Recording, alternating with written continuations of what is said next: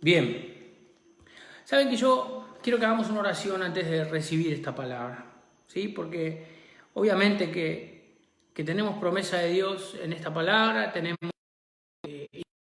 como siempre lo digo, y tiempo, como lo hablamos ayer, un tiempo de estar en oración. El Señor ya preparó las vasijas, esas vasijas somos nosotros, somos barro en sus manos y Él moldeó estas vasijas durante todo este comienzo de cuarentena para que lleguemos a este punto, ¿sí? A este punto donde empezamos a clamar al Señor, empezamos a orar al Señor. Amén. Pero bien, vamos a inclinar nuestros rostros y a orar. Amado Señor, primeramente te damos gracias por poder compartir en este tiempo en vivo, Señor, con todos aquellos que se quieren sumar. Es una alegría enorme poder contar con ellos, tenerlos aquí en esta reflexión, en esta palabra que tú me has dado para tu pueblo.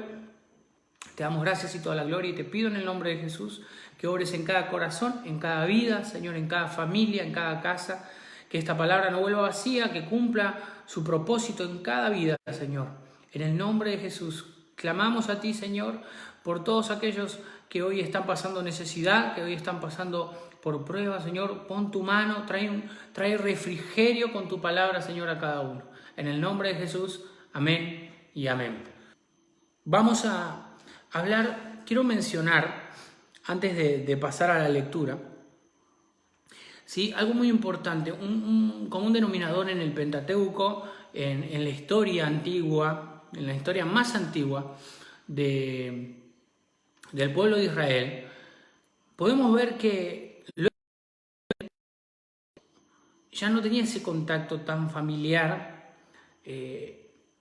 como dice la palabra, estaba en el huerto del Edén y él caminaba con Adán todas las tardes, ¿sí? Lo veían Adán, Eva, él estaba con ellos. Bueno, luego vamos a decir, el desastre del huerto, no por Dios, sino por el hombre, por el pecado del hombre, Dios empieza a caminar con algunos. Dios empieza a aparecerse a algunos. Uno de ellos fue Jacob, por ejemplo, que Jacob lucha cara a cara con Jesús, con el ángel de Jehová, y es una cristofanía, digo Jesús. Pero fíjense que hay un detalle particular. Él primero hace pasar a su familia al otro lado vamos a decir, el afluente de río que había ahí, y él se queda de este lado, y es ahí donde aparece el ángel de Jehová, y ahí él lucha, solos Jacob y el ángel de Jehová. Fue ahí donde le desacomodó el muslo, el hueso, ¿sí?, de la cintura al muslo, y por eso quedó cojo. Se apareció a él solo.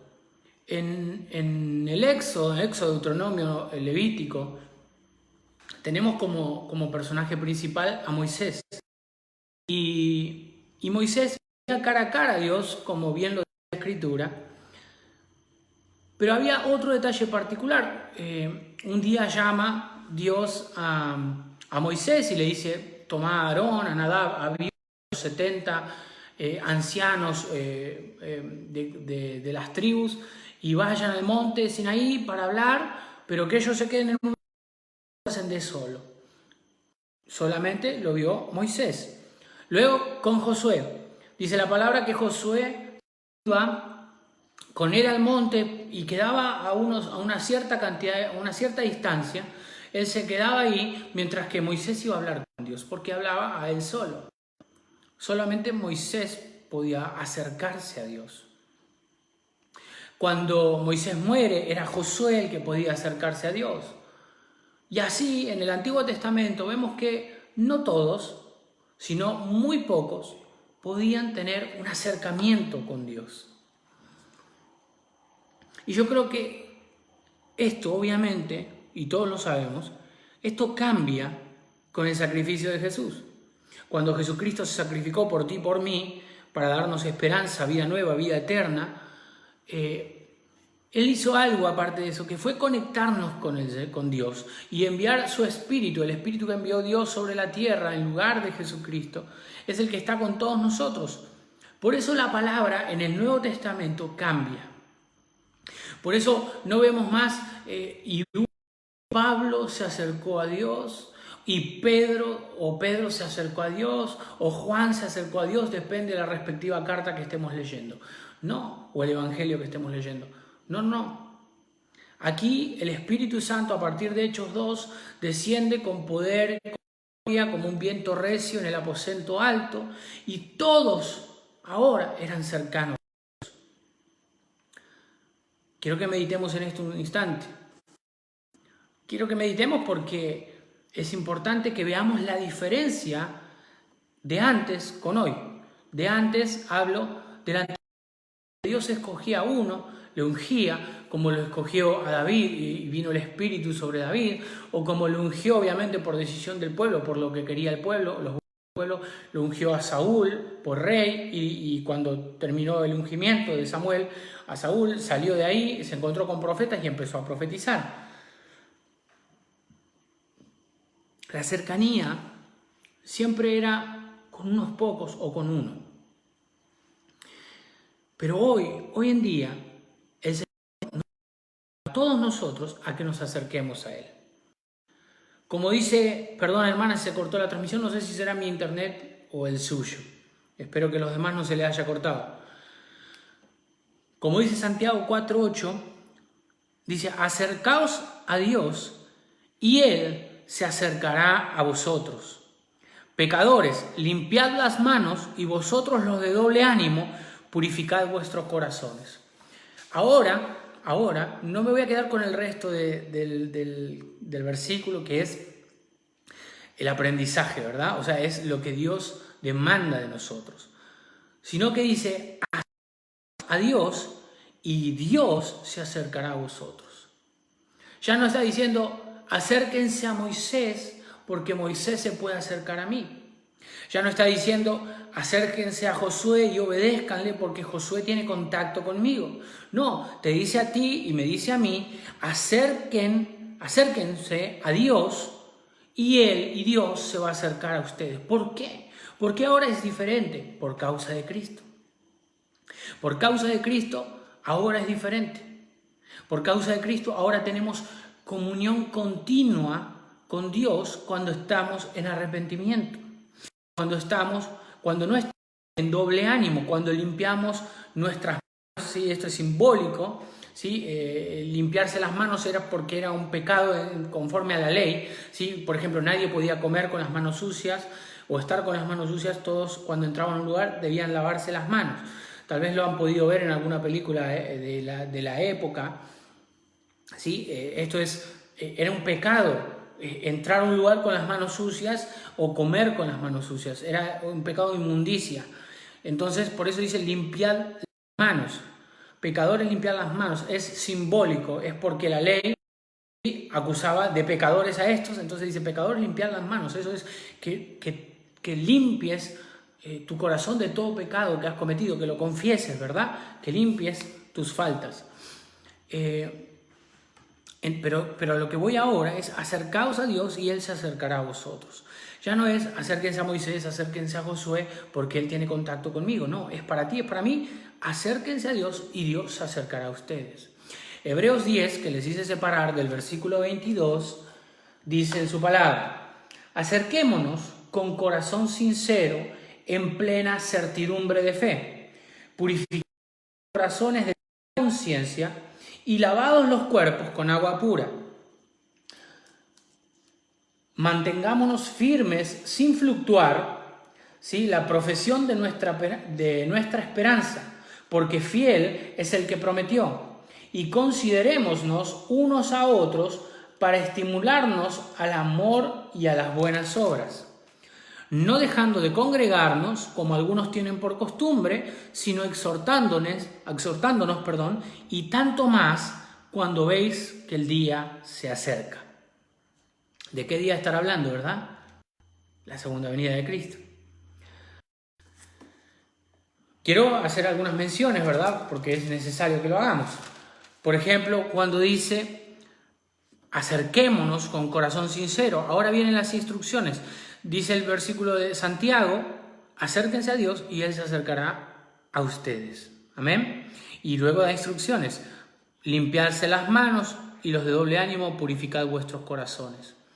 Ahora, en Hebreos 10 tenemos el versículo 22, acerquémonos con corazón sincero, en plena certidumbre de fe. ¿Qué significa esto? Sabiendo en qué creemos. Amén.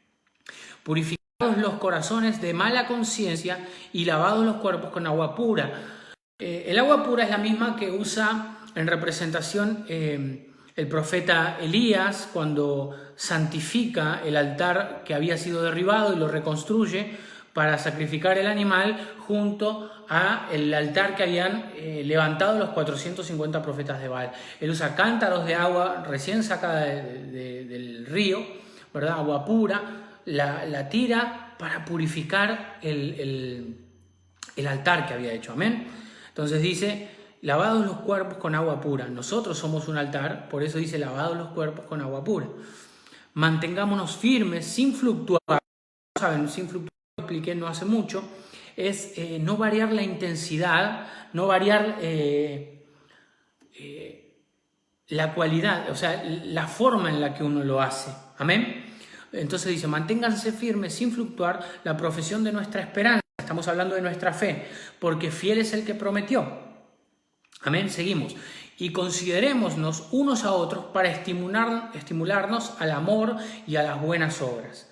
No dejando de congregarnos, eso es algo importante, no dejar de ser ovejas online en este tiempo. Y cuando esta prueba acabe, que se acabe el coronavirus, no dejar de congregarnos. Tenemos que ir aún más a la casa del Señor. Amén. Sino exhortarnos y tanto más cuando veis que el día se acerca. Es este tiempo. Por eso hay palabra todos los días. Amén. Y yo quiero mencionarles también el último versículo, es Hebreos 4:16, que dice, acerquémonos pues confiadamente al trono de la gracia para alcanzar misericordia y hallar gracia para el oportuno socorro. Qué importante es esto, ¿verdad? Acercarnos en este tiempo a Dios para gracia de parte de Dios cuando lo necesitamos. Eso significa oportuno socorro. Este es un momento en que necesitamos la protección de Dios, la provisión de Dios, la bendición de Dios en nuestras vidas y familias. Y eso es lo que debemos hacer, acercarnos a Dios. Dios no va a decir se está acercando por interés, a menos que tu corazón lo haga de esa manera. Porque Él es el que escudriña los corazones. Entonces, tenemos que entender el punto de esta palabra. El Señor nos habla por medio de estas palabras y nos dice, si nos acercamos a Él, Dios se acerca a nosotros. Él no hace acepción de personas. Mira cuánto pecado tiene. Entonces dice, no, este es muy pecador, yo no me acerco. No, al contrario, cuando uno viene con corazón purificado, eso significa arrepentido y habiendo pedido perdón de cada una de sus fallas, ¿sí? Por eso luego dice manos limpias, habiendo pedido perdón de cada una de sus fallas, ¿sí? El Señor ya no ve ese pecado, sino que ve la sangre de Cristo cubriendo nuestros corazones. Por eso dice, acérquense a mí y yo me acercaré. Sin doble ánimo, ¿sí? Eso es importante, sin doble ánimo, no un día y otro día no un día sí estamos con el Señor y al otro día no, estamos mal, no puedo orar, estoy mal, estoy deprimido. No puedo salir de casa, no, cada día orando al Señor, cada día buscando su presencia, acercándonos a Él. Amén. Dice algo muy importante también, es de hablar y dar amor, hablarle al prójimo de la palabra de Dios, ser de ejemplo, aún en este tiempo. Dice también incentivar a la fe y a la buena obra. Amén. ¿Quieren que se los lea? Dice, mantengámonos firmes sin fluctuar la profesión de nuestra esperanza. Amén, porque fiel es el que prometió y considerémonos unos a otros para estimularnos al amor y a las buenas obras. Está hablando de hablar de Dios y hacer buenas obras, hablando de Dios, hablando del Evangelio y amor por medio del Evangelio de Jesucristo. Incentivar a la fe y a la buena obra, como les estoy diciendo. Y algo muy importante, no dejes de congregarte. Va a llegar el momento en el que esta prueba se acabe y ahí se van a ver, vamos a decir, se va a conocer la verdad. Vamos a ver cuántos siguen firmes, cuántos entienden el tiempo, porque entender el tiempo no es porque en el noticiero dicen coronavirus mata. Entender el tiempo es decir, Esto es lo que habló el Señor en su palabra. Y vendrán guerras y rumores de guerra y muerte y hambre en la tierra. Y ya no es principio de dolores, ahora son los sellos del libro de Dios siendo abiertos. Yo lo siento en mi corazón, hermano. Estamos en el último tiempo. Entonces, ese es el que entiende el tiempo que estamos viviendo, no el que dice, coronavirus, iglesia, Señor, guárdame, líbrame de todo mal, en el nombre de Jesús, amén. No ese es el que entiende es el que cuando esta prueba termine va a seguir firme, para que cuando venga la que viene, para que cuando venga la próxima prueba, el próximo castigo divino, la próxima obra del diablo contra este mundo, estemos del lado correcto, no estemos luego arrodillados con perdón y misericordia a Dios, sino que estemos preparados, amén. El versículo 25 decía, no dejando de congregarnos como algunos tienen por costumbre, amén, sino exhortándonos, y tanto más cuando veis que aquel día se acerca. Aquel día se acerca, por eso les exhorto con esto, hermanos, amén. Y el versículo 16 de Hebreos 4, miren la gracia de Dios, ¿no? La misericordia. Así que acerquémonos confiadamente al trono de la gracia, al trono del regalo, para recibir misericordia y hallar la gracia que nos ayude en el momento que más la necesitamos. Amén. Tremenda promesa del Señor. Dice que nos acerquemos confiadamente. Amén. Y vamos a hallar la gracia que nos ayude en el momento que más la necesitamos. Yo creo que este es el momento, hermanos. Yo creo que este es el momento de que nos vayamos, nos acerquemos a Dios confiadamente, confiar en el Señor, en el trono de la gracia, como dice la palabra, y así recibir misericordia y hallar, ¿sí?, la gracia que nos ayuda en el momento que más lo necesitamos. Eso es importante, hermanos, eso es algo para meditar, es algo para recibir en nuestros corazones, para confiar. Dice, acérquense confiadamente, hay que confiar, acercarnos a Dios. Dios nos está llamando, el Espíritu Santo nos está llamando a estar en comunión con Él, a orar, a clamarle a Dios, para que Dios ponga su mano de favor sobre sus hijos, pero sobre todo acercarnos a Dios todo el tiempo. Él está preparando este tiempo para el más grande de los avivamientos. ¿Y cómo lo vamos a hacer si no estamos cerca de Él? ¿Cómo lo vamos a hacer sin el Espíritu de Dios? ¿Cómo lo vamos a hacer si el Espíritu Santo está contristado en nuestro interior? Con nosotros, no escuchamos su consejo. No, hermanos, acerquémonos al Señor y Él se acercará a nosotros. Confiemos en esta promesa. Confiemos, lo dice Santiago, confiemos. Pecadores, limpiad sus manos, y vosotros los de doble ánimo, purificad vuestros corazones. Acerquémonos con corazón sincero, en plena certidumbre de fe, purificando los corazones de mala conciencia y lavados los cuerpos con agua pura. Es lo que el Señor nos está diciendo. Sigue la preparación, hermano. Sigue la preparación, mi hermana. No te quedes afuera. No te quedes afuera. No sea que el Señor venga por sus hijos y te encuentre con tu lámpara apagada, sin aceite. Yo creo que el Señor nos está llamando. Ayer hablamos a nosotros acerca de las vasijas y de la unción, el aceite de la unción, ¿sí? Como lo hizo con Eliseo y la viuda, que no se acabó hasta que no había más vasijas por llenar. Si ustedes van a Apocalipsis, los primeros capítulos, no los que hablan de profecía, cuando aparece la mujer y el Leviatán y eso, sino los primeros capítulos hasta el 7 más o menos, ¿sí? Bueno, los primeros 2-3 capítulos hablan de las iglesias, luego es una historia hermosa de los sellos, el que pueda leerlo lo lee. Muchas veces,